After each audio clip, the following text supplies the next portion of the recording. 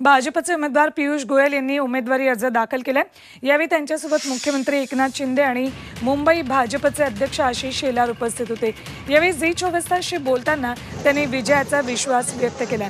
गोयल यांच्या विरोधात अजूनही महाविकास आघाडीचा उमेदवार मात्र ठरलेला नाही। पियुष गोयल यांच्याशी बातचीत केली आमचे प्रतिनिधी मनोज कुलकर्णी यांनी। सर, आज नामांकन पत्र दाखल करतायत, कशा भावना आहेत?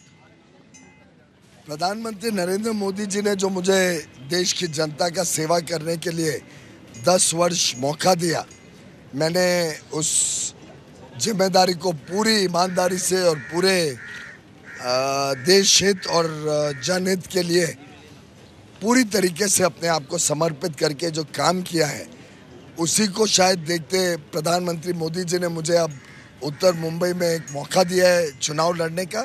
यापूर्वी 2 वेळ अमृत नोनी गॅस्ट्रिन, अपचन, ऍसिडिटी, गॅस्ट्रबल ह्यापैकी तुम्हाला कुठलाही गॅस्ट्रिक प्रॉब्लेम झाला, उपाय एकच, अमृत नोनी गॅस्ट्रिन।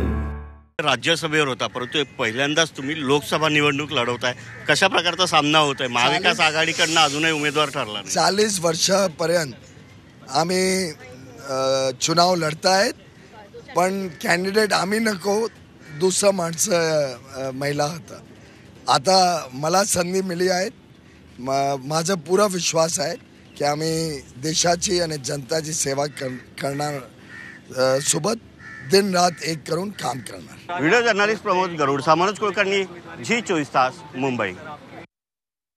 महाविकास आघाडीने अजून उमेदवार दिला नाही, ह्याचा अर्थ समजून द्यायचा का उत्तर मुंबईत भारतीय जनता पक्ष आणि मित्र पक्षाची किती मोठी ताकद आहे आणि आम्हाला आता लाभलेले उमेदवार पियुष गोयलजी यांचा केंद्रामध्ये किती दबदबा आहे, मोदीजींच्या किती ते जवळ आहेत, हे पहिल्यांदाच लोकांना परिचय होणार नसून तर त्यांनी 10 वर्ष कामं करून दाखवलेले आहेत। मोदीजींनी त्यांना जी कामं दिली ते यशस्वी करण्याचं काम त्यांनी केलेलं आहे आणि म्हणून उत्तर मुंबईत खूप मोठा एक बदल दिसेल।